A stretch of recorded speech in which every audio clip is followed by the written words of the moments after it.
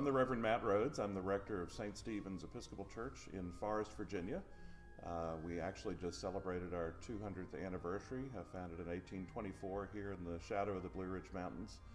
And it's been a wonderfully vibrant congregation for most of its history. There was a 30-year period where the church was closed between 1911 and 1941, but since reopening, it has been on a steady incline of growth, and with every peak and valley that churches have had throughout their history in terms of attendance and visibility in the community. But in the last couple of years in particular, our Sunday attendance has doubled since I arrived in 2021.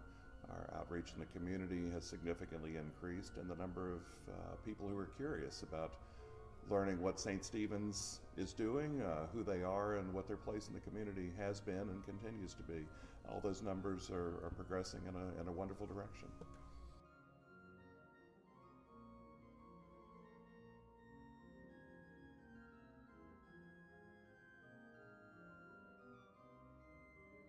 So we started coming up with events that were low-hanging fruit, that wouldn't require a lot of time and effort and energy on an already strained congregation as far as their own responsibilities and careers. And so we decided to pick a few things just to try and see how they'd work. One of them, we had never done a trunk or treat. We've heard about those events for a long time, but it's not something we'd ever tried. And we thought, okay, well, we'll see what volunteers we can get to come, decorate their cars, put candy out. If they wanted to dress up and really get into the event, they could do that. And the first year, people came up and said, Matt, how much candy should we buy? And I said, it's the first year we've done it. If we get 100 folks, we'll be doing great. Well, we had almost 400.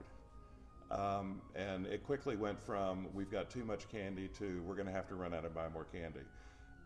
So that was an instant success. And the 3 years that we've done it have continued to have significant turnout from the community. It's people that have never been to St. Stephen's before. We've had families who've come to St. Stephen's and they say, we come every year for this, and we may not see them again. But it's been a wonderful thing. Another event that was a very easy, low-hanging fruit thing was to take the blessing of the animals, which had been typically done in October as part of a Sunday service, and making it a community event on Saturday and advertising and opening up to people that aren't connected with St. Stephen's. That was another one that instantly took hold, and we have people come every year to that who, other than coming to the blessing of the animals, they have no connection to the church, but they just care so much about their animals and appreciate so much that we have, as a church, put a focus on emphasizing these members of their families. And so the last 4 years that we've done that, it's been a wonderful turnout as well. Then we had the issue of, okay, we've got a parish hall. It's a wonderful space. Other than Sundays and vestry meetings, we really don't use it that often. So how can we make this a resource for the community? When I was growing up, and I'll admit growing up here as a teenager, it was at a time where St. Stephen's was very much a central part of the life in the Forest community. And so the vestry and I went about trying to decide, well, how can we do that? What can we do to, for lack of a better word, market St. Stephen's as a destination for people looking to have events? And that's worked wonderfully. We've built our partnership with the American Red Cross and have twice a year blood drives here that are a significant draw for the community and even for people just driving up and down Perryville Road. We partnered with the Alzheimer's Association of Central and Western Virginia and hosted a multi-part series on issues confronting the aging population in the area, legal issues, housing issues, health issues, long-term care. And those drove significant attendance from people that heard about the event through the advertising and the social media marketing and came just to be a part of the conversation. We've hosted community art shows. We're in conversation with hosting another week-long Lynchburg Art Club show here in the parish hall. And we're looking for other ways of just saying we have this space. We want this to be not just a St. Stephen's space.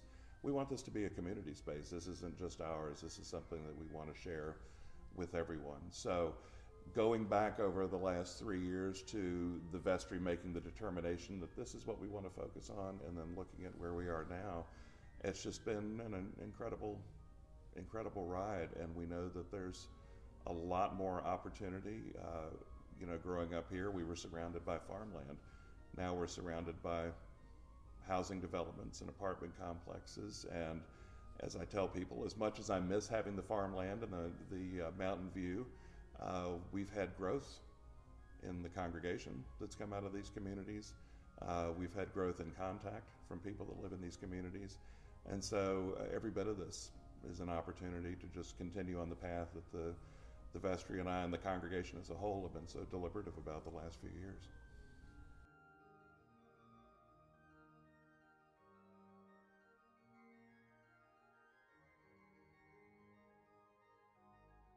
Something else that was important to me when I arrived was, and again, this is coming out of COVID, so a lot had been put on hold, but I learned that adult formation was not something that had been, not necessarily prioritized, but had been part of the community life here at St. Stephen's for a while. They would have occasional one-off series and that sort of thing. And I had learned from my previous call how much people value just at its basic level, the regular fellowship on Sunday, but then opportunities to dive into topics that they'd like to learn about, areas they have questions about, whether it be theology or history or church doctrine or whatever.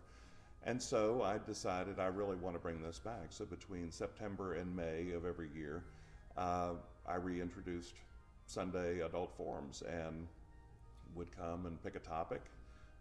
And the wonderful thing about this congregation is they're open to learning about anything, so it wasn't that I expected to get pushback on any topic that I pitched, which is always great, for a priest. But it's been incredible. We've done it consistently since the fall of 2021, spring of 2022, and every week it's grown. When we started, this is testing my memory, but I think we had 6 or 7 folks average on a Sunday. And now if we've got less than 13 to 15, it's an off week. And it's not just an anomaly where one week we've got 8 and one week we've got 15. It's a consistent thing. And I actually have people that have come to me on the weeks like this past Sunday, which happened to coincide with Thanksgiving weekend. And I made the decision with travel and folks in and out of town not to have it. And even though they understood and supported it, it has become such an integral part of these people's lives that they will say, I miss the conversation, I miss the topic.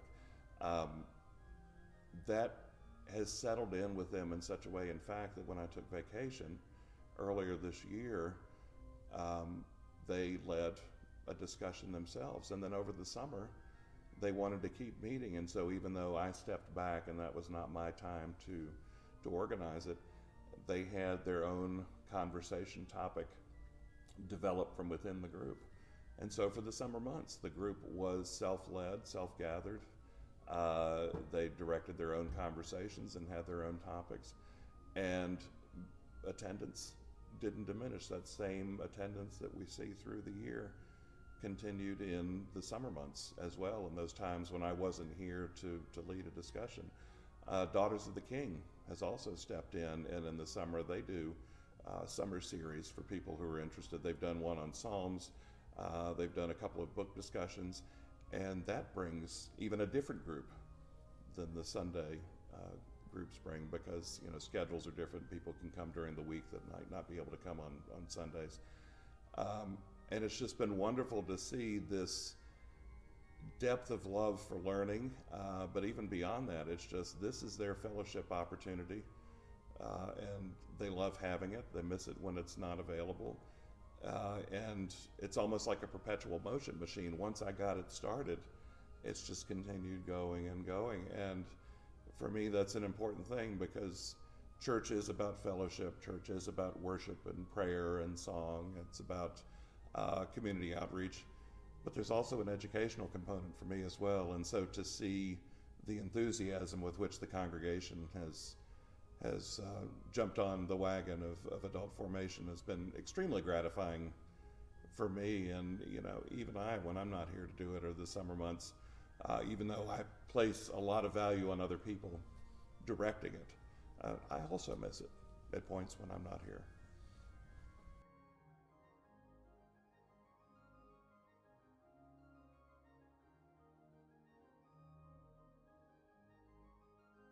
It's interesting to think back over the last 4 years that I've been here about the events we've had, the growth we've had, the interest in the events. And for a long time, I was trying to wrap my head around what it was that was bringing people here. For some, it was curiosity. The number of people that have said, I drive by the church twice a day, 5 days a week, but I've never stopped, and so we wanted to see what was going on. But I think the biggest realization I've had is that even over the course of my life, the approach that people sometimes have to church has shifted. When I was a kid, you went to the church because it was your neighborhood church, or your friends went there, or you had connections that had drawn you there to begin with. But it was always through the door on Sunday morning. And I think as the years have passed, more and more people, as you see the growth of that category of what they refer to as the nuns, N-O-N-E-S, with no denominational affiliation, the spiritual, not religious group, that sort of thing.